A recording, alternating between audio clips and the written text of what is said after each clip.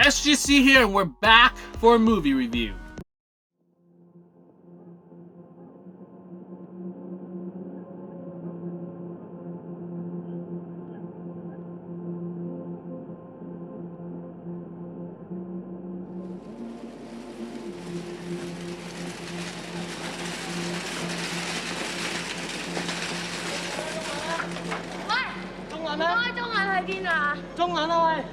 Okay, I know you might have noticed that most of my films for movie reviews, holy crap, I can't speak in English anymore, but they have been in Cantonese.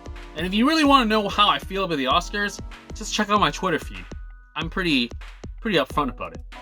I just felt that, because of the situation in Hong Kong and the nomination of Do Not Split, the documentary short film, Hong Kong decided to not screen the Oscars this year, which is, what's happening. But basically, I'm going to talk about the film and the reason of why it's not being screened.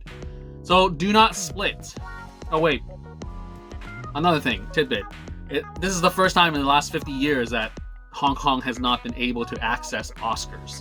So, take that as whatever you like. Anyways, Do Not Split, 2020 American-Norwegian documentary short film directed by Anders Hammer about the 2019-2020 Hong Kong protests. It was nominated for a Best Documentary Short Subject at the 93rd Academy Awards. The film was funded and produced by Field of Vision and supported by Fret Erd and Viken Film Center. The link down below is from Field of Vision, where you can access the actual short film. It's 35 minutes long and basically records many landmark events of the anti-extradition law amendment bill movement in Hong Kong. I'm just reading off the Wikipedia now, including the siege of Chinese University of Hong Kong, the siege of the Hong Kong Polytechnic University. It includes a few interviews with demonstrators and scholars at the scene, and also records the suppression of the protests and movement in 2020 and the passage of the Hong Kong National Security Film. So yeah, so basically the CCP has moved and said you can't screen the Oscars because of this film, which is very interesting because I seriously swear no one really, sorry, but the average Oscar watcher or the average whatever person don't necessarily know what's up with the documentary short subjects or even documentary films in general. Every year I see things that I've never heard of, and I'm so glad to see it on the Oscars to get the exposure and to watch it. I picked up a lot of crazy international films that were amazing. Docs, same thing. And this is the first time that I actually looked at the short subject. So, thanks China, because basically if you didn't censor Oscars, I probably wouldn't have picked up on this. Will it win? I hope it does now, because that'd be hilarious. But I don't even know what the other nominees are, so I can't say should it win or not. But all I can say that this is a 35-minute short film, and it deserves your time. Especially the fact that, with Myanmar happening now with their protests and the people that are dying, this is basically like the soft version where, people were getting tear gas, beaten up, arrested, and the whole democracy is out the door in Hong Kong. But then Myanmar have actual dead bodies piling up and up and up. And this is just giving you a taste. And for it to be filmed on the ground, front lines. Now, granted, if you know a little bit about the Hong Kong thing, there's the black shirts who are very aggressive and they burn things. Do you agree with that or not?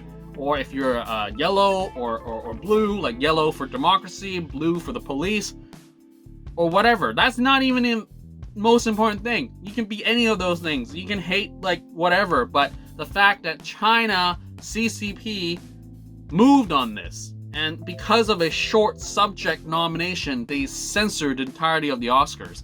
Now it's not screening in Hong Kong, and that says something.